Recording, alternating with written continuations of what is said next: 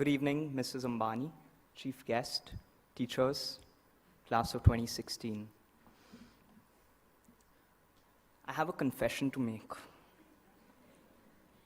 In 2014, I was chosen as the student speaker at our school's TEDx event. And my talk was about how we become less imaginative as we grow older. It seemed to be well received. Pats on the back, YouTube likes. But here's the truth. My talk was based on an idea that had not actually just come to me one day, but one that I had carefully constructed so that I would get selected as the TEDx speaker. Now,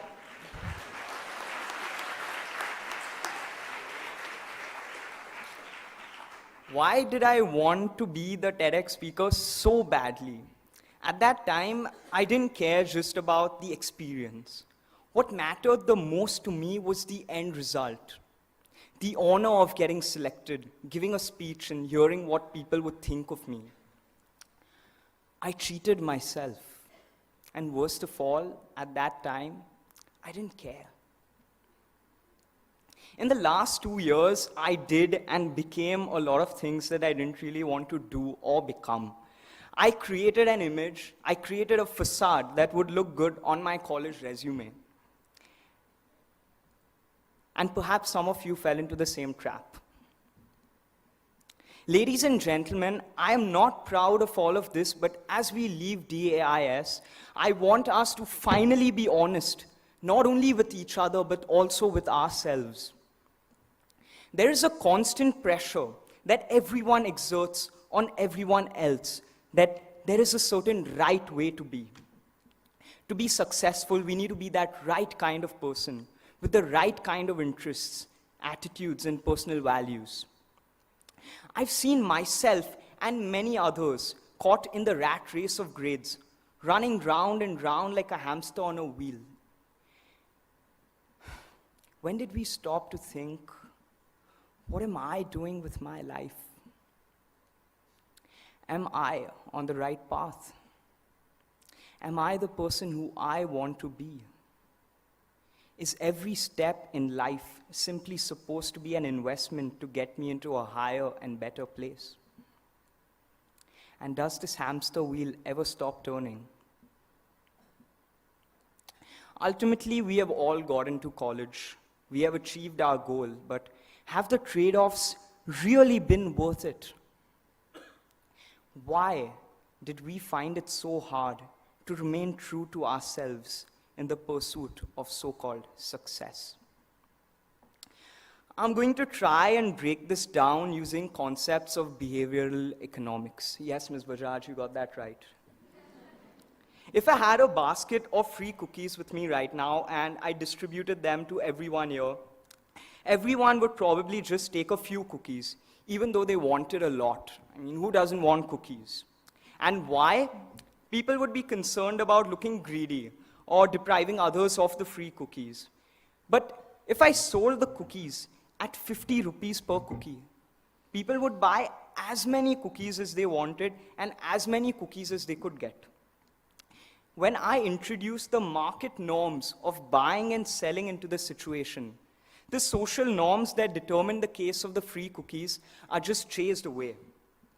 If you buy a limited edition watch, you're not going to be at all concerned about depriving anyone else of getting that same watch. In any economic exchange, we become perfectly selfish maximizers. And what's funny is that it's not even wrong to do so. In fact, in my eco textbook, it's called rational economic decision making. And in my opinion, a lot of us follow the same pattern when it comes to the notion of success. We become rational success maximizers. When we give success a value, like getting into a good college, the personal cost of how we get there can become relatively unimportant. It's like we're conducting an economic transaction with ourselves, and we trade in our own wants, our desires, our dreams, doing the things that the way we want to, just to get that cookie or that desired college. To quote Harvey Specter, I don't have dreams, I have goals. That seems to have become many of our attitude. Now, who really wants to cheat themselves? Can we really help it?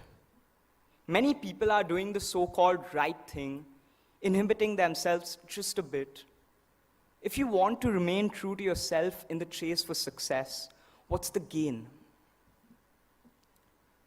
Peace of mind? Self-realization?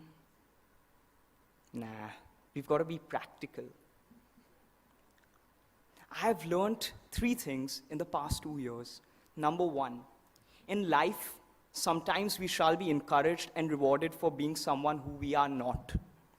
Number 2, it is possible for us to achieve success by doing something we don't love.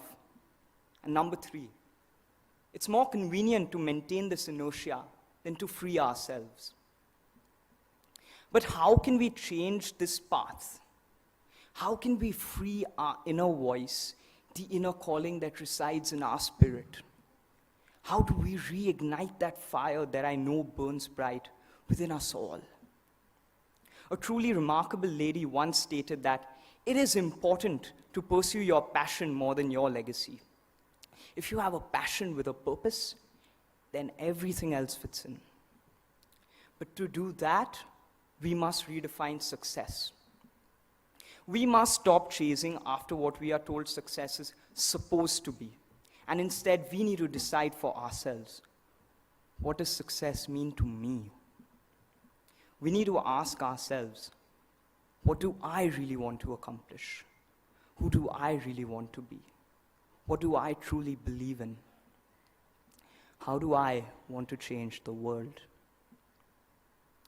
Ladies and gentlemen, we have learned so much as members of the class of 2016 and as students at the Dhirubhai Ambani International School. Some lessons will fade away quickly while others will stick around as we journey through life. The greatest lesson for all of us, though, is to have the confidence to be truly honest with ourselves and to battle the pressure to be that certain kind of person with the certain kind of interests, attitudes, and personal values. A wise and influential man once said, "There is no right or wrong way of achieving success."